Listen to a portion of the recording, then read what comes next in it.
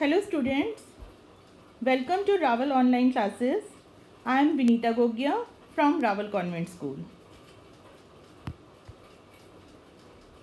In this session, we are going to understand second part of the third lesson of English literature book of class 10th. Name of the lesson is The Black Aeroplane and it is written by Frederick Forsyth. Before reading the chapter, let me give you some information about this story. The story, The Black Aeroplane, is written in first person narration. That is, it is written as some incident which really happened in author's life. Sometimes authors use this style of writing to make their stories more authentic, more convincing to the readers. And what's the need to be to convince the readers for authenticity of this story? That we will know when we read the story. Actually, the story is a mysterious story. It is an open-ended story. The author has left the ending of the story to readers' imagination. Now, let's read the story.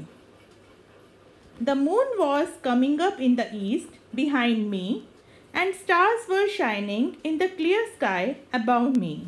There wasn't a cloud in the sky. I was happy to be alone high up above the sleeping countryside. I was flying my old Dakota aeroplane over France back to England. I was dreaming of my holiday and looking forward to being with my family. I looked at my watch, 1:30 in the morning. In this paragraph, the author gives information about the protagonist, the hero of the story. He was a pilot. He was going back to England, which was his hometown, from France where he worked. He was on holiday. He was excited and looking forward to meet his family. At that time, he was flying in his old aeroplane, that is old Dakota plane. It was 1:30 in the morning and he was flying over a village where the people were swept peacefully in the blanket of sleep. Now look at the next paragraphs. I should call Paris Control soon, I thought. As I looked down past the nose of the aeroplane, I saw the lights of a big city in front of me. I switched on the radio and said, Paris Control, Dakota DS-088 here. Can you hear me? I am on my way to England. Over. The voice from the radio answered me immediately. DS-088, I can hear you. You ought to turn 12 degrees west now. DS-088, over. I checked the map and the compass, switched over to my second and last fuel tank and turned the Dakota 12 degrees west towards England. I will be in time for breakfast, I thought. A good big English breakfast. Everything was going well. It was an easy flight. In these two paragraphs, the author describes that the flight was quite easy. There were no complications, no dangers. Though the aeroplane was quite old, all its instruments were working properly. The compass was showing directions. He had the map and could contact with Paris control room for guidance. The only problem was that he had a little less fuel in the fuel tank, but it was not a problem at all. He wanted to reach England at the earliest and wished to have big English breakfast with his family. Now come to the next paragraph. Paris was about 150 kilometers behind me when I saw the clouds, storm clouds. They were huge. They looked like black mountains standing in front of me across the sky. I knew I could not fly up and over them, and I did not have enough fuel to fly around them to the north or south. I ought to go back to Paris, I thought, but I wanted to get home. I wanted that breakfast. I will take the risk, I thought, and flew that old Dakota straight into the storms. Now here the twist comes in the story. The problem started when he came 150 kilometers ahead of Paris. Suddenly, black stormy clouds the huge dark clouds came in front of his old Dakota. At that time, the most practical decision would be to go back to Paris. But sometimes heart rules over the mind, especially when someone is going to meet his loved ones. That was what happened to him. He wanted to meet his family, so he decided to go forward. As he did not have enough fuel in his fuel tank, instead of going over the clouds, he went straight into the clouds. Now, what happened inside the clouds? Inside the clouds, everything was suddenly black. It was impossible to see anything outside the aeroplane. The old aeroplane jumped and twisted in the air. I looked at the compass. I could not believe my eyes. The compass was turning round and round and round. It was dead. It would not work. The other instruments were suddenly dead. Too, I tried the radio. Now what happened inside the clouds? Inside the clouds, everything turned black. As the clouds were very dense, he could see only dark outside. Moreover, all the instruments of plane, the compass, the radio suddenly became dead. They were not working at all, and fuel in the fuel tank was very less. He was lost in the storm. He did not know where to go. He was in real danger. Paris control, Paris control. Can you hear me? There was no answer. The radio was dead too. I had no radio, no compass, and could not see where I was. I was lost in the storm. Then, in the black clouds quite near me, I saw another aeroplane. It had no lights on its wings, but I could see it flying next to me through the storm. I could see the pilot's face turned towards me.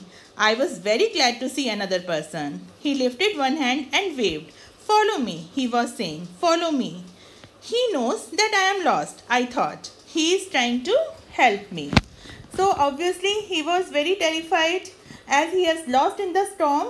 But suddenly he saw that he was not alone. An other aeroplane was also flying in those stormy clouds just near to his plane.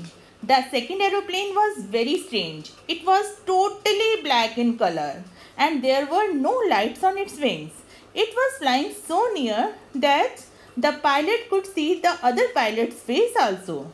He saw the pilot was telling him to follow his plane through his gestures. Our hero, the pilot of Dakota plane, felt relieved.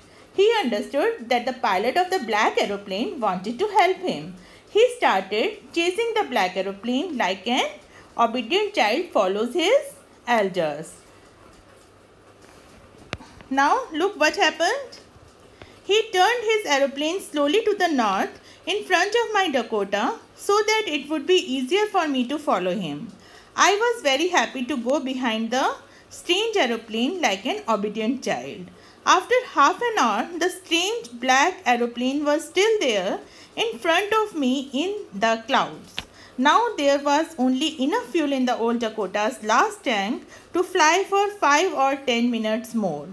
I was starting to feel frightened again, but then he started to go down and I followed through the storm. Suddenly I came out of the clouds and saw 2 long straight lines of lights in front of me. It was a runway, an airport. I was safe. I turned to look for my friend in the black aeroplane, but the sky was empty. There was nothing there. The black aeroplane was gone. I could not see anywhere the black aeroplane. So what happened? The pilot of the old Dakota started following the black aeroplane. He started chasing the black plane like an obedient child follows his elders. Everything went smoothly for half an hour or so.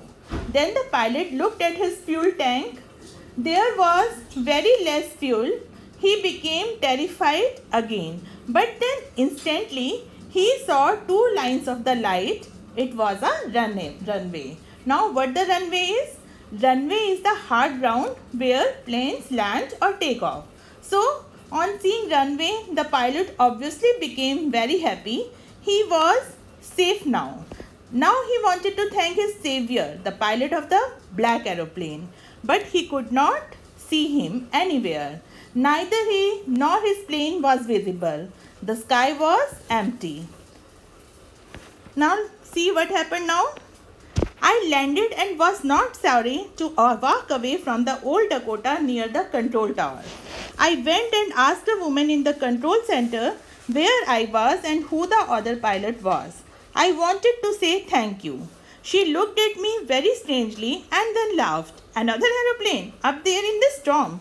No other aeroplane were flying tonight. Yours was the only one I could see on the radar. So who helped me to arrive there safely without a compass or a radio and without any more fuel in my tanks? Who was the pilot on the strange black aeroplane flying in the storm without lights? So, what happened now? The pilot landed safely. He wanted to show his gratitude for the pilot of the black aeroplane. So, he went straight to the control center and inquired about the other plane. The lady there was bewildered. She looked at him strangely and said, there was no other plane. He was the only one who was flying at that stormy night. The author left the story here open-ended. He left it for the readers to imagine who was the pilot of the black aeroplane. Okay, you try to guess it yourself. It may be a friendly ghost or the God himself, or maybe the pilot's intuition, which we call third eye. This is up to you what you think the answer is. I hope now you have understood the story completely and will be able to answer the questions related to it. Now look at the words which you may read for the first time in this lesson and their meaning. The first word is runway. Runway is a strip of hard ground along which aircraft take off and land. The second word which might be new for you is frightened. It means terrified. Then the third word followed, which means chaste. Obedient is the one who obeys or one who follows elders' instructions. And glad, which means happy. I hope this video will be helpful for you. Thank you for watching. Stay home, stay safe.